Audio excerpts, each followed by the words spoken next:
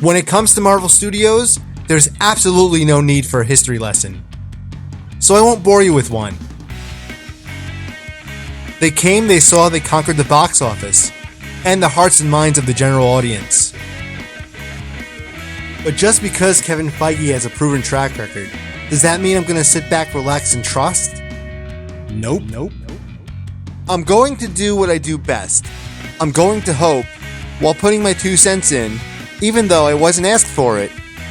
Seeing as how there's an ongoing global bastard that has stopped Marvel dead in its tracks, it sorta kinda feels like the right time for this. Arcs and anchors. The Marvel way. Shifting gears a little, the Marvel Comics success story is no accident.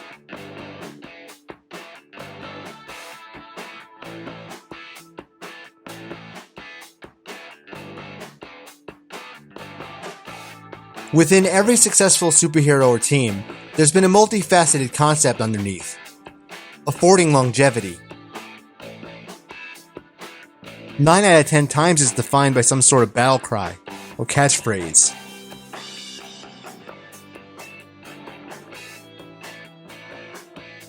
I'm pretty sure Stan knew this.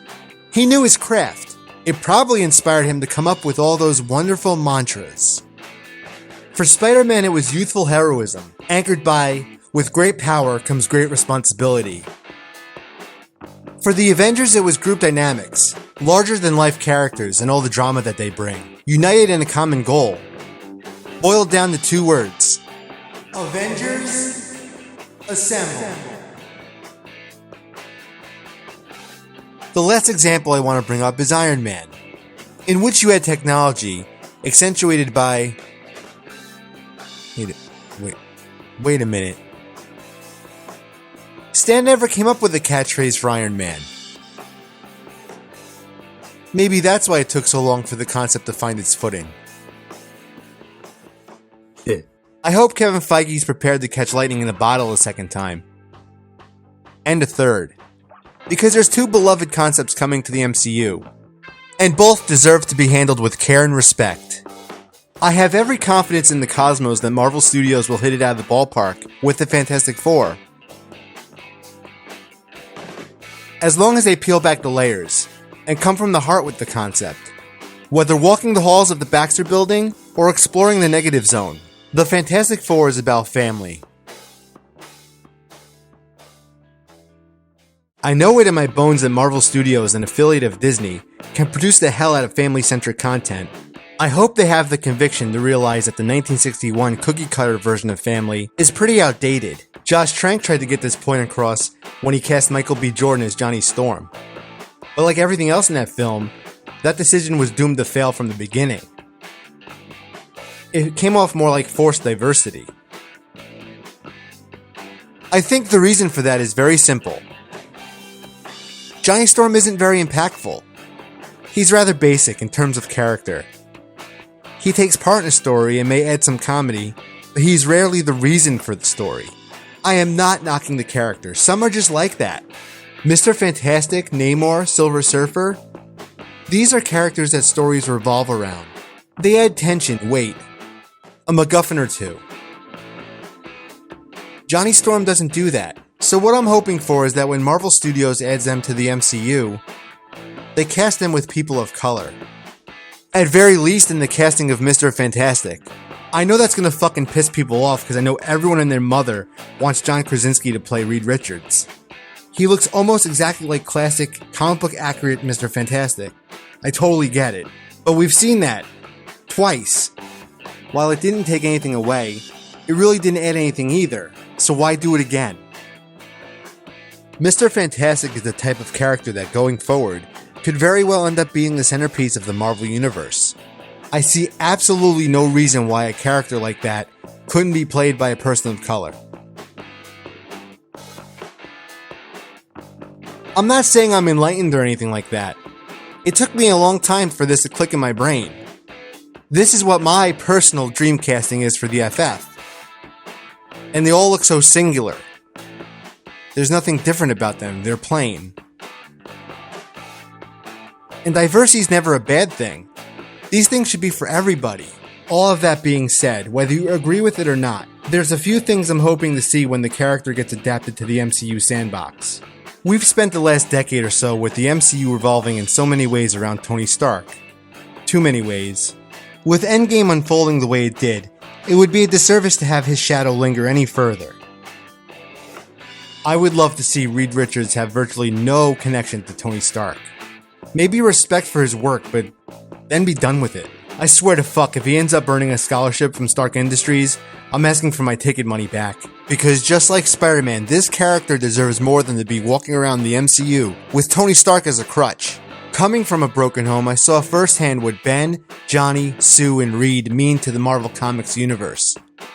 And all I'm really hoping for with Marvel Studios is that they get the Fantastic Four right.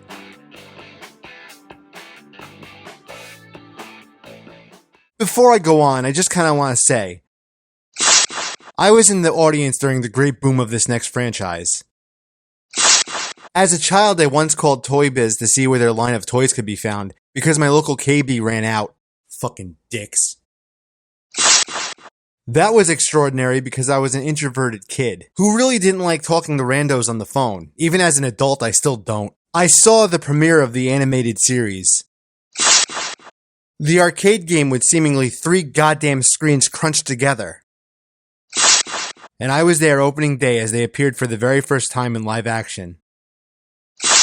When I think about my time with these characters, I am overwhelmed with a sense of pride. Please remember that.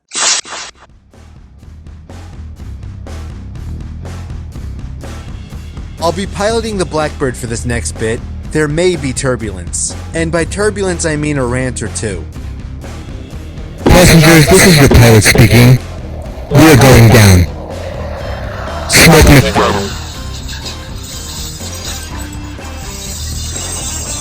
I feel very passionately about these characters. Kevin Feige really has his work cut out for him. More so with the X-Men because of the stranglehold Fox had for so long. It's going to be extremely hard not to retread some of the classic storylines from the source material. I might not be the biggest fan of it, but I have to admit, Fox messed up the Phoenix Saga twice. And that's shitty for some fans. Real fucking shitty. Good job, former executives at Fox. Good job, fucking dicks. Hear me out though. This could be a blessing in disguise. It could potentially put Marvel Studios back in a creative place they were when they had everything to gain, before Iron Man was released. Honest and hungry to tell a good story. With that, they just have to accentuate the positives and hide the negatives. But there is a bright side for anyone who's upset by that. Marvel Studios has thrived by taking the basis of the characters and the storylines from the source material and skewing them just enough to be digestible to those who have no knowledge of the comics. And when that happens, we all get something new. While that used to piss me the fuck off, I've come to terms with it from a certain point of view. Those terms being if it's essential to the character, if it helps separate them from the rest, if it defines them, I'd like to see it make it into film.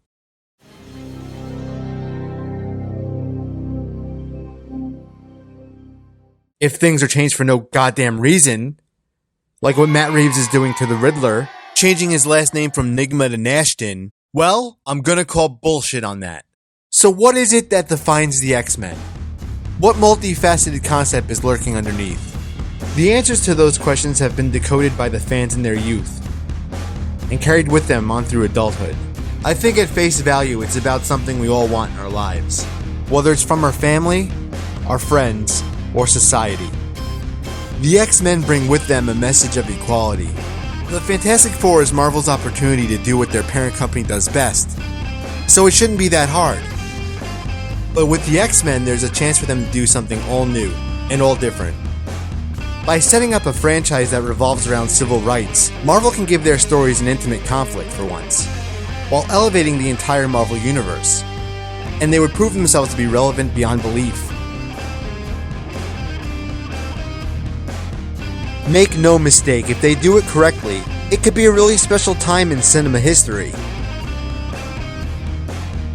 But before they go chasing that accolade, they need to focus on these characters and what makes them tick, what makes them unique.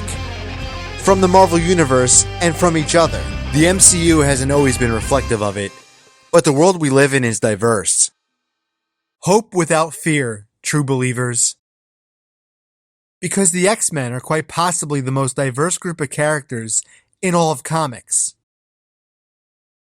Whether you're German, Asian, Scottish, Native American, Russian, LGBTQ, African, English, young, or old, chances are you'll be seeing someone who is very much like you inhabiting this corner of the MCU, no matter how tall or how small.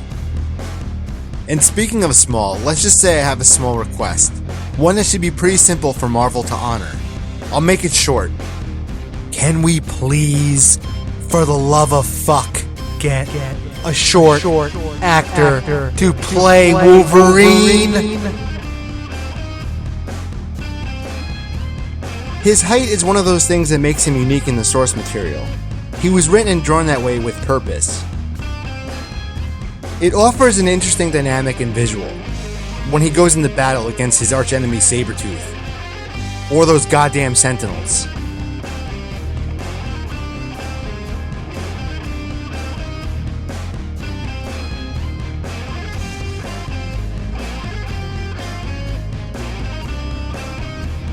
It seems like a safe bet that once the Children of the Atom make their way to the MCU, Wolverine will be firmly in the spotlight. But what if?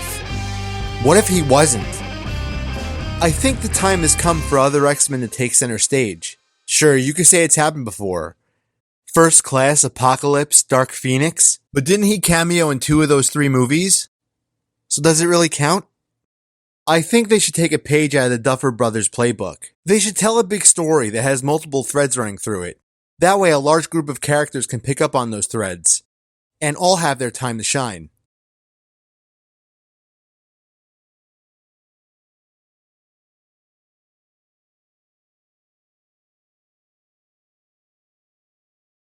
That might prove to be a challenge for Marvel Studios, but it's worth the risk. Look, I'm not saying I don't want Wolverine there, I definitely do. I'm just saying let the dreams of Xavier and Magneto flourish. Let Storm and Cyclops lead. Let Kitty Pryde prove her mettle and find her place on the team. And give Wolverine his mysterious aura back. Maybe, just maybe mind you, the answer might be not to give them a villain who knows Wolverine from the past. Give them a neutral one. Like, I don't know, how about Mr. Sinister? It's a goddamn miracle those fucks at Fox didn't have the chance to touch him. But what I want most for the X-Men is for Marvel Studios to make them exciting again. Well, that was deep. So I ask you, is that too much to fucking ask? I suppose there's only one thing left to do, and that's to quote Stan Lee. Nuff said.